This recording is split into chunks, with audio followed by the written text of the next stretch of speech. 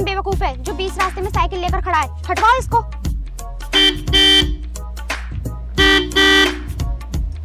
अरे भाई 2 मिनट रुक जाओ यार, साइकिल की चेन फंस गई है। इसीलिए मैं तुम्हें गांव में आने के लिए मना कर रही थी। मैंने तुमसे बोला था कि हाईवे के लिए चलते हैं। अब देख रहा है इस गांव के गवार को कितना टाइम लगा रहा है।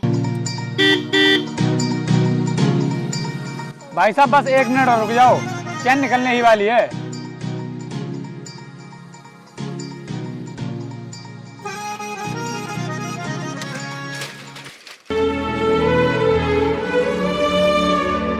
अरे मैडम ये क्या कर दिया आपने, मेरी साइकिल को नीचे गिरा दिया।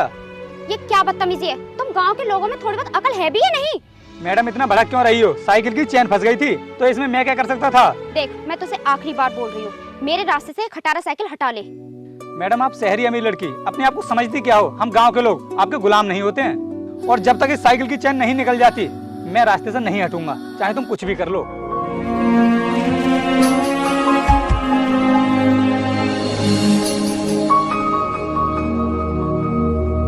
आखिर कब तक ऐसे मैं खड़ी रहूंगी और कब निकलेगी तेरी ये चैन? मैडम चैन बहुत बुरी तरह फंस चुकी है, बस थोड़ी देर में निकाल दूंगा इसको।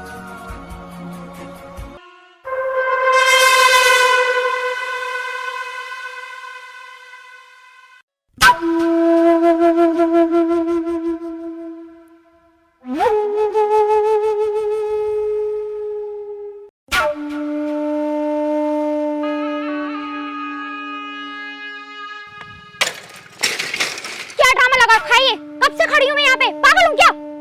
ओए लड़की, पागल हो गई तू जो बार बार मेरी साइकिल में लात मारे आ रही है?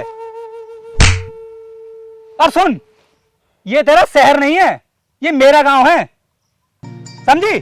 अबे वो गरीब, तेरे गांव में तो क्या तू दादागिरी दिखाएगा हमें? चल अब साइकिल हटा और निकलने दे हमें। देखो मैं भी गांव का देसी लड़का हूँ, तुम्हें जो करना है ना कर लो। ये नहीं हटाएगा साइकिल, मुझको ही करनी पड़ेगी।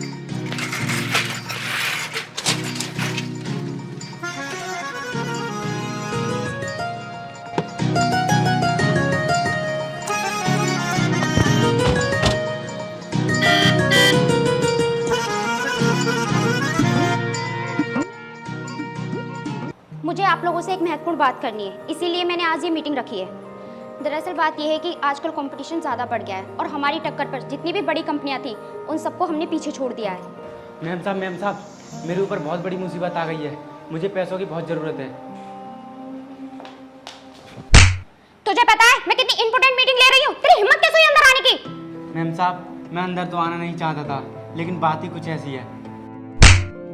मैंने मना किया था सबको कि कोई भी अंदर नहीं आएगा, चलो बाहर निकल।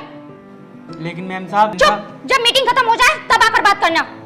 जब तक तो बहुत देर हो जाएगी मैम साहब, मेरी एक छोटी बहन है, उसने गलती से जहर पी लिया है। मैं तेरे घर की दुख भरी कहानी बाद में सुनूंगी, पहले बाहर निकल जा। सारा मूड खराब कर दिया, पता नहीं मैनेजर ने भी कैसे कैसे इंसानों को रख लिया है। मेरा तो साइकिल वाले देहाती गवार ने पहले से ही दिमाग खराब कर दिया था। मैडम बेहतर होगा कि हम अपनी मीटिंग को जल्दी खत्म करके अपने अपने काम पर लग जाएं, जिससे कि हमारी कंपनी टॉप पर बनी रहे। गुड, लेकिन हमें अपनी मार्केटिंग किसी भी कीमत पे गिरने नहीं देनी है। मैडम शहर की सबसे पहली कंपनी राणा इंडस्ट्रीज ने गांव से एक नया मैनेजर बुलाया है और सुना है वो मैनेजर बहुत तेज है, हर चीज़ को अच्छे से मैनेज कर लेता है। हाँ मुझे पता है, लेकिन उस कंपनी का तो पहले से ही दिवाला निकला हुआ है, वो पूरी तरह से बर्बाद हो चुकी है और उस कंपनी पर तो कर्जा भी बहुत है। लेकिन मैडम जब से वो मैनेजर आया है उस कंपनी में जान पड़ चुकी है और उसका लेवल ऊपर उठता जा रहा है। देखो वो कंपनी राणा की है, अगर राणा में थोड़ी सी भी अकल होती ना तो वो आज कंपनी बर्बाद नहीं होती। और उसने मैनेजर बुलाया भी है तो कहाँ से? गांव से। और इन गांव के लड़कों में इतनी अकल नहीं होती है कि कंपनी कैसे संभाली जाती है। और तुम देख लेना, एक दिन ये कंपनी डूब जाएगी और उसका नामो निशान ही मिट जाएगा। हाँ जी मैडम, मैं आपकी बातों से पूरी तरह सहमत हूँ। और ये गांव के लड़के ना तो ज़्यादा बुद्धिमान होते हैं और ना ही ज़्यादा पढ़े लिखे। इसी के साथ हम ये मीटिंग यहीं पे समाप्त करते हैं।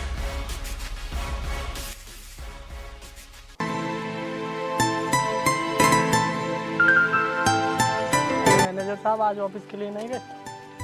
अरे यार हमारे पास तो साइकिल ही ऐसी है जिसकी बार बार चेन उतर जाती है, इसलिए हम टाइम पर ऑफिस नहीं पहुंच पाए। लेकिन मैनेजर साहब आपके पास तो गाड़ी भी है। हाँ यार गाड़ी तो है, लेकिन मुझे ना सादा जीवन जीना बहुत अच्छा लगता है, इसलिए हमेशा मैं अपनी साइकिल से ही चलता हूँ। ठीक है अब मैं चलता हूँ।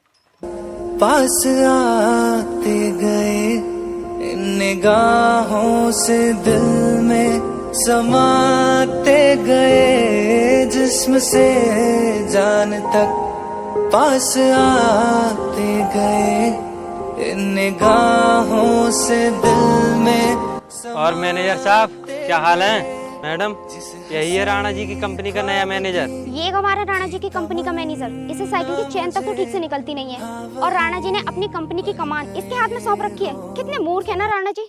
देखिए मैडम, मैं राणा जी के बारे में कुछ गलत नहीं सुन सकता, इसलिए अपनी जुबान बंद रखो। तुम गांव के लोग ना कीड़े मकोड़े की तरह होते हो। मैडम, गांव के लोगों को ना कीड़ा मकोड़ा समझना बंद कर दो, क्योंकि उनके अंदर भी ना काबिलियत होती है। राणा जैसे मूर्ख इंसान ने तुझ जैसे गंवार को मैनेजर क्या बना दिया? तू अपने आप को काबिल समझने लगा। मैडम ये गांव के गवार होते ही ऐसे हैं, एक छोटा सा पद मिला नहीं और अपनी औकात भूल जाते हैं। मैडम, जिस गाड़ी में बैठकर तुम अपने आप को अमीर समझ रही हो, ऐसी गाड़ियां मेरे घर पर खड़ी रहती हैं। अबे देहाती कुल्लड़, अगर तेरे पास गाड़ी होती तो इस खटारा साइकिल से घूमता।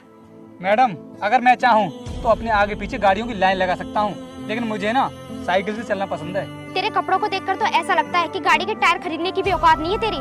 मैडम, अपनी जिस अमीरी का और कंपनी का जो तुम्हें घमंड है ना, तो आने वाले 6 महीने में मैं तुम्हारा ये घमंड चूर चूर कर दूंगा। हाँ हाँ देख लेंगे। चल अब निकल यहाँ से, चलो हम लेट हो रहे हैं।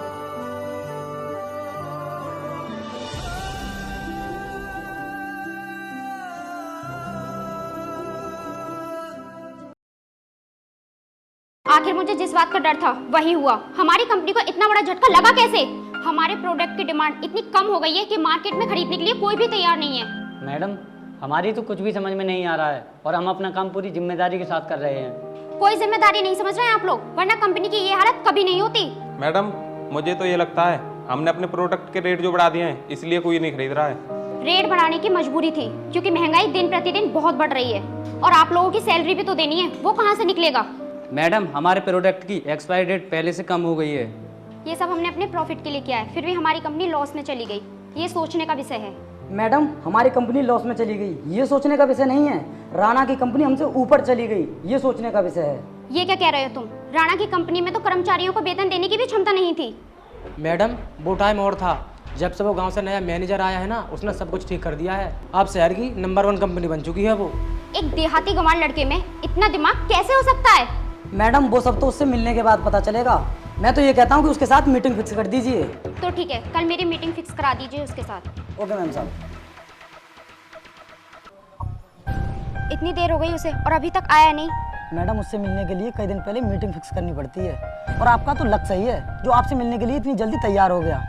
और देखो आ भी गया वो। अखां विच सुरमा काला बुल्लां ते लारे नी, मुंह ते मुस्कारा झूठा जो पर्दे पावे नी। किन्ने आ पिछे लाए ते किन्ने चारे नी, गिन गिन के दिल तोड़ती जो टुटदे तारे नी। रेहानी होने ऐतबार सोहनी है, रेहानी होने बैठी।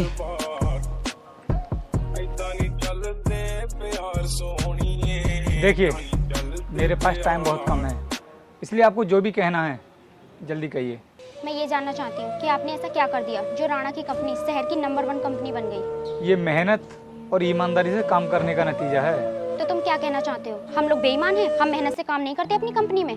मैडम, ऐसा तो नहीं बोला मैंने, लेकिन फिर भी आपके माथे से पसीना छूट रहा है। देखो वो सब छोड़ो, मुझे आप बस ये बताओ कि आपने ये सब किया कैसे? हमने कम दामों में अच्छा प्रोडक्ट तैयार करके मार्केट में उतारा। शुरुआत में थोड़ी सी दिक्कत आई थी, लेकिन बाद में सब कुछ ठीक हो गया। और मुझे लगता है आपके लिए इतनी ही जानकारी काफ़ी है, इससे ज़्यादा मैं आपके लिए कुछ भी नहीं बता सकता। तुम्हारे लिए एक ऑफर है, अगर तुम चाहो तो मेरी कंपनी ज्वाइन कर सकती हो। मैं राणा से तुम्हें डबल सैलरी दूंगी। मैडम, ये ऑफर नहीं साजिश है, और मैं आपकी याददाश्त के लिए बता दूं, अब वो कंपनी राणा साहब की ही नहीं बल्कि मैं भी उसमें पार्टनर बन चुका हूं। और आप जानना चाहती हो कि आपकी कंपनी का दिवाला कैसे निकला?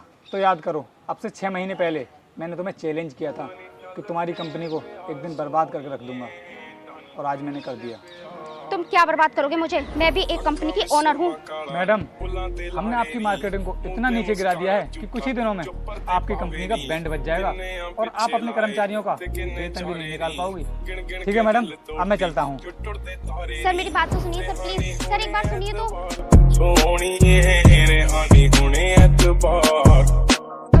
ऐदा नी चलदे प्यार सोहनी